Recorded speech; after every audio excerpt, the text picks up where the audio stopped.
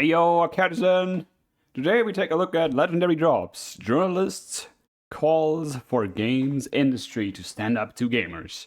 Pre-watched a bit of this and he wants to be in the golden middle, so to speak. He wants to be like, represent the people who are just like, want good games. I want to see how he sells it, because I tend to be of the view that one way or another, you're gonna be part of this one side or the other shenanigans sort of thing. I'd want to see if he can break out of that, or if he's just gonna be like, quote unquote, carrying water for Gamergate or whatever. Anyway, let's see. I am sick and tired of people pretending like there's not a problem. They see it, they recognize it, they know it's there, but for whatever reason, they just will not talk about it. Over the last few years, there's been a growing divide between players, developers, and journalists, and it's only getting worse. Recently, an article popped up from The Guardian, where the writer in question calls for the gaming industry to make a stand against the players, to speak on behalf of the journalists, the critics, and everyone else, citing that they see signs of disturbing misogyny. I realize that this is a hot button topic. This is a controversial issue, and more times than not, when people cover this, they're covering it from the extremes. And I'm going to be talking about it, and I'm bringing the most dangerous There sure are people who cover it from the extremes. position into this conversation, which is the voice that often goes unheard. Now, I'm not sure if that's a problem necessarily, but I'd worry more about what people do with the topic, right? The voice of the sane. Former head of Kotaku. So he want to be the voice of the sane, which, yeah, I try to do something similar here. But for me, I'm always wondering, okay, so where do you go with that? A, and B, you will get lumped in with one side or the other anyway, so it's kind of whatever. Just understand that these labels mean nothing. And yeah, of course, there are the extreme takes, and then there are the not so extreme takes, and they will get lumped together. Kenza McDonald of The Guardian writes, "The disturbing online misogyny of Gamergate has returned, if it ever went away." While some of their language has changed, the sentiment of the latest aggressive movement is just as distressing. It is time for the games industry to stand up to it.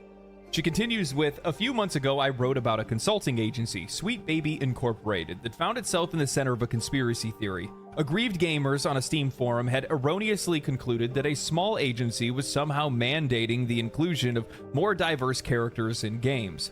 Depressingly, but unsurprisingly, the result was a tremendous amount of targeted harassment towards the people that work at Sweet Baby and every journalist who reported on it, particularly women. It was a disturbing echo of Gamergate, an online harassment campaign 10 years ago that initially sprung up from the wild accusations of a game developer's vindictive ex-boyfriend.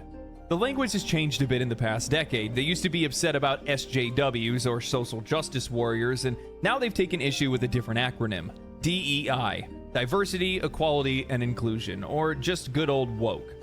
But the sentiment from this group is the same. Games are for us, only for us, and if you want games to change or tell stories outside of the straightforward male-oriented power fantasies that we grew up with, well, that's not allowed. We won't stand for it. In fact, we will try to aggressively harass you out of the space entirely." Unfortunately, the anti-woke campaigning has not let up much in the intervening months. Led by a coterie of the usual grifters, they have taken issue with, in no particular order, the fact that Aphrodite, the literal goddess of love, is not hot enough in Supergiant's Hades 2. That female characters in recent game trailers all have square jaws and masculine bodies.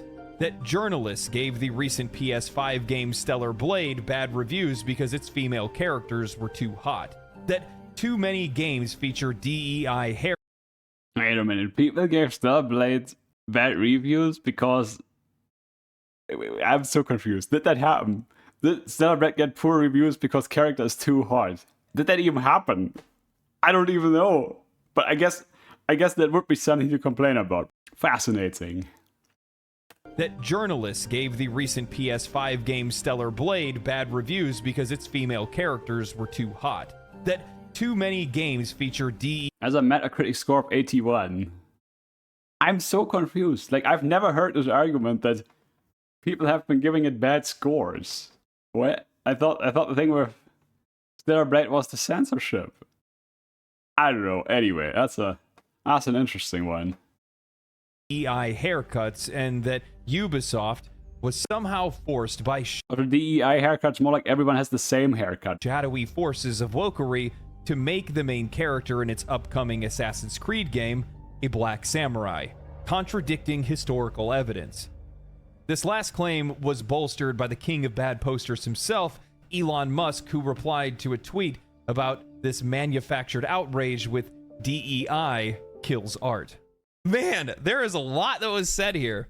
First thing I'm going to say is this. The closer in proximity to an issue that you are, the less perspective that you have on it. Think about it. When you're right up on top of it, the only thing that you can see is the opposition. What they're saying, what they're thinking, what they want to do, what they think about you. And as such, you're always on the offense or the defense. And that goes for both sides of these kind of discussions. And I think what really highlights that loss in perspective is how they bring up Gamergate in this article. Because from my perspective, as somebody that had nothing to do with it whatsoever, I wasn't even making videos on video games at the time.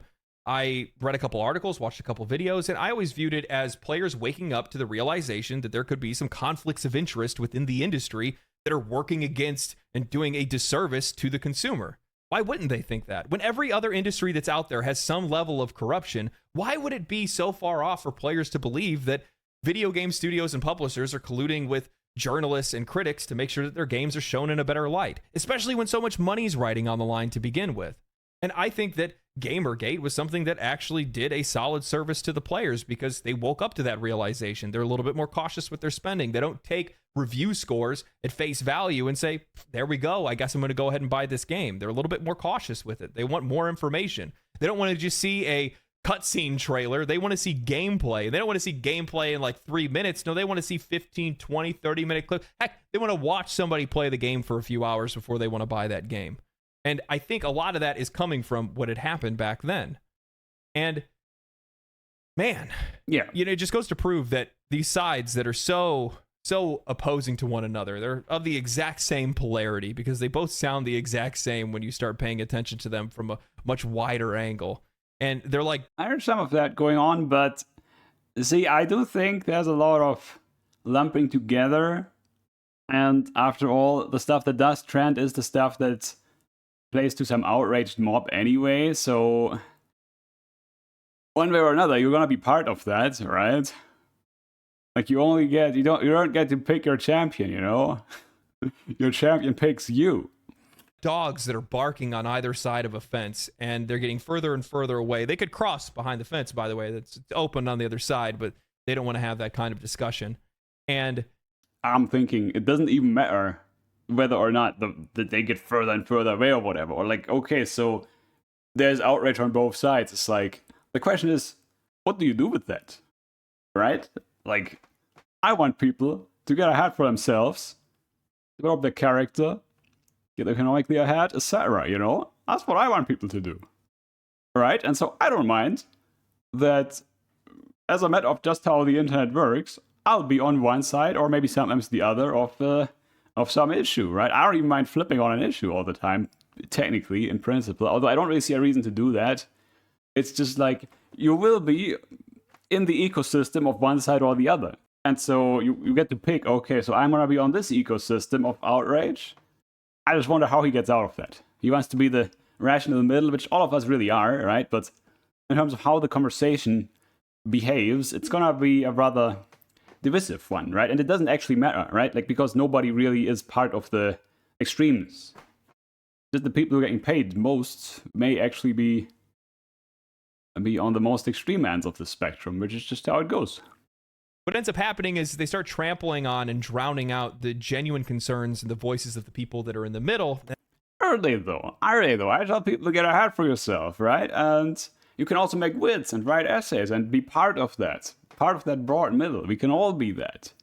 And the point isn't that we make video games better or whatever. No, the point is still that you get ahead for yourself and you understand that sometimes you just gotta step away from this divide, you know, because it's not substantial. It doesn't change what kind of games are produced. That's decided somewhere else, all right? I mean, and it's probably gonna be fine, by the way. Like, people still wanna make good games and people still are gonna promote good games, right?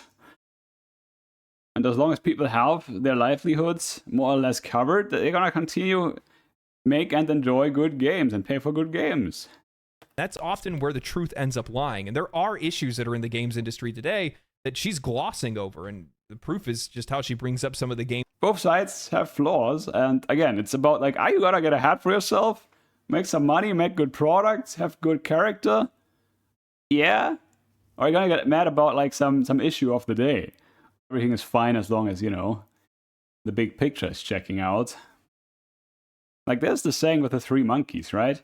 That used to be about that. And then people made it about like a lack of courage or whatever. It's like, I mean, sure, that could be a thing too, but the point with the three monkeys, see no evil, hear no evil, speak no evil, is like, you look past the minor transgressions. You don't sweat the small stuff. That's the point, at least originally. Games that are out there, especially talking about Hades 2 or Stellar Blade and the backlash that came with some of those. The question is, what can you get out of this current? Like, what is it gonna do for you getting ahead? Either in terms of character, economically, politically, whatever. Anyway. Those games, you have to ask, why are players agreeing with this? Don't believe that everybody agreeing with it is just these crazy bigots and wild folks that are out there. No, there's... I'm like, is he trying to convince the other side in this issue that's like, has their own reasons to be in it by looking past these issues? Like, of course, the woke crowd, quote unquote, will downplay these things for various reasons. But so you got to ask, what are they getting out of it? What are they aiming at in the big picture? Well, I feel like on this divide, there's some noble intentions, but I feel like development of character is not exactly the main thing. So this is, in fact, it seems like people are more like to be managed on the woke side of this. I have a problem with that. So I care about where does this point people to? Again, I'd rather have people develop their character and get ahead. You know what I mean? Other people in the middle that are agreeing with them as well. And why is that? But nobody wants to pay attention to that. For some odd reason. The issue is insubstantial in the way that good games will continue to get produced as long as the society more or less functions, right? So it's like, I'm personally not that passionate about the real problems that exist there. And yeah, they will get taken care of one way or another. As gamers continue to demand good games, and you know, they will probably get them too, right? So I'm just saying, think about how you spend your time. When there's a culture war, there can only be one winner. And it's not really culture per se. When I think culture, I'm thinking, okay, are you going to develop your character and get ahead for yourself, and also look for ways to do that with other people and on a bigger scale? Are you going to like maybe start a pro freedom of speech sort of group, think tank, whatever, that's actually going to be funded by the people for the people? You know what I mean? There's a lot of ways to look at this. And it doesn't really, like, in fact, the word culture is like way too important to be wasted on this, like, on this thing. It's really just a pet issue, isn't it? Again, what actually comes out of it, in terms of good games or no, I think we'll be fine. And it doesn't mean we shouldn't, like, point out when people make bad games or carry water for people who make bad games, right? But the point isn't really anything more than, okay, it is a pet issue that you can play with to progress an agenda, be it one that's for free speech, be it one that's for people developing their character and getting ahead for themselves, not be a sucker. You can use it like that. I try to do that, in fact, right? So, and I very much want good games as well. You look at why people get paid for what and how. And then we're back to cultivate your character, get ahead for yourself, ensure that there's a society that functions, ensure that there's people who are going to buy good games, right? And this isn't that hard, in at least most of that. Probably want to not worry about that and worry about other stuff that's like maybe similar to that issue, but on a totally different playing field. People in the middle can't actually exist. But for me... What do you mean? You mean like you can't buy good games, or like you don't have a voice in this pet issue where both sides have their extremes that trend on Twitter? I mean, yeah, I mean... But what are you gonna say when you bring that nuance to the table? I don't know. And by the way, you will get lumped together with one side or the other anyway, so... I say fuck that. I'm gonna clearly state my position. Games should... It's nice that he has a take, right? He has a hot take too, like everyone. All right, and he's gonna bring all the nuance and whatever. But for me, the question is, okay, so how are you gonna change the landscape of the discourse? Well, you don't. You don't actually get to denounce the current. All right, you don't get to do that. Be, and the vast majority of times are, inclusive. But at the exact same time, we can't pretend like we're okay with the industry heavily leaning into inclusivity for profit. It's blatant and it's plastered everywhere. Movies, TV, gaming, it's overwhelming. Co-opting identities and gender not for the sake of art, quality, and ethics, but for money and personal preservation. Why do companies change their logos to rainbows in the US and EU during Pride, but keep it their standard logo in other countries? Why are different races and genders minimized or removed in games, movies, and television in China? It's because none of these companies care about you. They care about what's in your wallet. And that goes for both sides of this debate. Truth of the matter is, these companies will do anything for money. And the real unease, the real issues at play, is that the biggest players in the industry are trying to wrangle everyone into one single audience, and it's causing a lot of issues. I'm thinking two things. Okay, we have that, the narrow issue. Then we have the way the public square works, Twitter. That's another issue in its own right. And it's not about games, but it sure surfaces in games as well, like in the debate of games.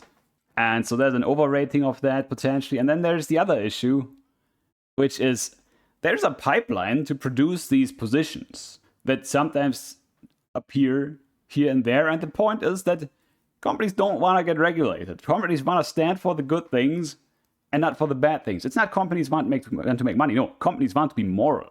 They want to be the epitome. They want to be the champions of morality. Don't look here. We don't need a state. The company has you covered because we have our pipelines where people through shrewd processes come to inform us. I mean, less shrewd, but anyway.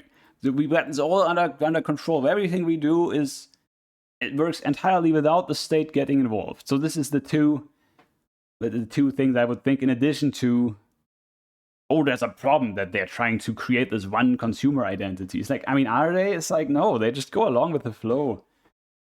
With the other flow, the flow of being pro-small government, right? Like, it's the pro-small government flow that they're trying to write. And yeah, they're failing miserably.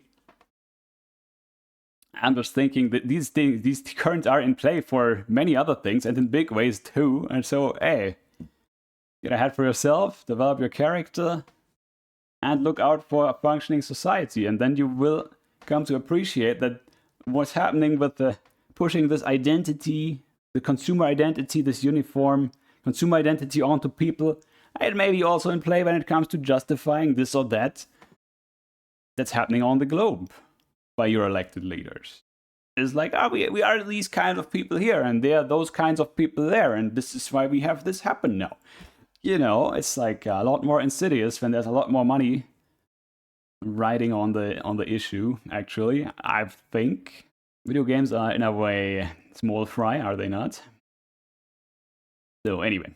Extreme positions can't gain any traction unless there are those in the middle who can see truth on one side's opinion. And by the way, I don't worry about that, because it's really a signal boosting sort of issue. Yeah, you get paid for having the extreme take, but A, you gotta write that, and B, plenty of people aren't that, right? I mean, and even people who really go big sometimes are actually super nuanced. Okay, sometimes they aren't, but it's like it's not even an issue in a way, right? I mean, I don't sweat that this ex-Kotaku person has all these blind spots. I mind what they are trying to get to. I mind that they don't want people to develop their character, but instead just shut up and listen to us. That's what I mind. And on the other side, the more pro-Gamergate side of things, there's some issues there too. Like, I'd say a lack of vision and a lack of real commitment to freedom of speech, and basically just also in a way being for this government sort of thing that the company in the first place wants. The company in the first place wants to hear what the think tank says, the DEI initiative, and be like, yeah, we are the good thing, right? So I worry about that lack of vision on the gamer quote unquote side here, as much as they have some less problems with other things. But so I don't worry necessarily about that it's so divisive, and like the person in the middle who just want the good games, is like they don't get hurt. It's like, I don't worry about that. See, they will have games. Not the problem. Forced DEI is killing games. However, it's not for any of the reasons that anybody is saying right now. And instead, it's being co-opted into part of a culture war, And that's being done on purpose by these creators. Yeah, but why is DEI in play in the first place? Because companies wanna be like small government is good, so we don't have to deal with all the problems that one could raise about industry practices to do with the employees, about social impact of our products, which could be actually quite bad. I mean, what is this gangster rap culture? What's up with that? Where did that come from all of a sudden? This is why companies, they want the small government, and they want to look like they're the moral players, and that's why they want the EI. And I mean, sure, there's some serious like good people who wanna like do make a good change for the good in the world in these DEI initiatives. It's just structurally part of companies trying to keep the government out of their machinations, their profiteering, and sometimes it really goes to the point of they really believe that this is the way the world works. It's like, okay, the company decides what's good, and then we will all benefit. Right? Like, it really crosses to delusion quickly, I think, and I worry about that, especially when it's not about games. It's the intended outcome. What nobody is talking about is why are players seeing female protagonists and a diverse cast of characters and immediately assuming that that game will be bad. It's because players have begun to perceive wokeness in games as a bad thing, not because of the inclusivity itself, but because of its perceived lack in quality. Yeah, it's a heuristic, which I don't think that's a problem. It's a fact, right? Like, you know, you can expect a lacking product when you see an overemphasis on checking those boxes, right? Which it doesn't have to be inclusivity and wokeness boxes. It's like checking boxes is gonna get you easy employees who don't have to be very competent, so they will not sweat the problems all that much. And in the first place, they're supposed to be the check boxes that you check so then the company can be good and that doesn't need regulation and so on. Right? But like, yeah, there's a real issue that games increasingly suck when they increasingly check all these boxes. Which, I mean, I really don't sweat that problem. It is a real problem though. But people will still have good games to play, right? Almost every television show, movie, and game today, pre and post release, that runs around doing interviews and press releases about how inclusive their media is, ends up being a dumpster fire of a final product because the creators are so focused on the identities rather than the qualities. And maybe not even that. Maybe they get hired because they're good box tickers. The poor quality in various media today is now being represented by the characters that these studios are putting into these games. As such, these creators are quite literally training people to believe that diversity and inclusivity are what are ruining games, not bad design and poor writing.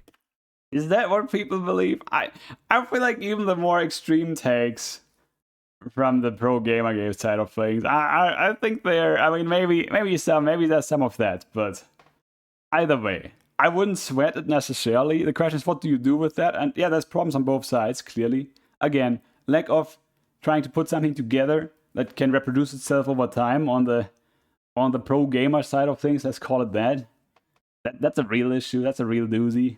Like, you think this problem is ever gonna go away, even if it's not gonna be about woke checkboxes, but about some other checkboxes? There's always gonna be checkboxes to check. Always gonna be companies that do want to lay claim to being embodiments of virtue. That's always gonna be a thing, right? And so it sure would suck if you wanna always have to be like on your guard, like as a gamer, to be like, oh, we gotta fix the issue with the company doing company thing. Like, no, you wanna have some institutionalized support for ensuring games and freedom of speech and many other things are more easily attended to, with you not having to be on Twitter about it and posting about it all the time, right? I'm making these videos so I don't have to make them later, right? Like, I want to make these vids so people understand they can get ahead for themselves and put in place methods so there's less need for me to make these videos, right? Like, I think anyone who's in this space, we got plenty other things we could be doing, but this is just the thing that people tend to get promoted. And I mean, there's other things too. Like, I watch plenty experts talk about food, about other health things that are a little less mainstream because they look at root causes. Plenty good stuff going on, but this is definitely one of the things going on. And the more we can take it off the table by putting in place institutions of our own making for the people, by the people, the more we can focus on other, more interesting things, right? more beneficial things. We could be getting ahead to be healthy and powerful. And you know, that's what it's really about to me. And which, by the way, as we continue to evolve our economic capacity, of course, there will be more and more things for people, for individuals to incorporate into their ways of being powerful. So this is something you can actually be on forever in a way, right? As long as we got progress, and I mean, why shouldn't we? Inclusivity and representation are great things. Anyone can agree on that. However, bad representation for the sake of it just being there, either for virtue signaling or marketing purposes, puts a face, a signifier on what is ruining games in the eyes of players. I wonder, like, I don't doubt that it does something, but out of all the things you could be doing for disadvantaged peoples, I feel like this one is very cynical, at the very least. I think it's a very cynical way to give people alleviation for their legitimate grievances, right? And I'm not saying we shouldn't have it. Sure, it could be empowering for, like, a person here and there, but, you know, it's not like the bigger questions have been addressed by now, right? So they are creating targets. When I see a developer feel the need to virtue signal about how great it is that they put a woman into their video game or how they made a character gay, it shows me that they have no confidence in the work itself. It's all about the identity of the character and not the qualities of that character's design. Yeah, the quality of the story that's told and the innovation that it brings to the game's experience.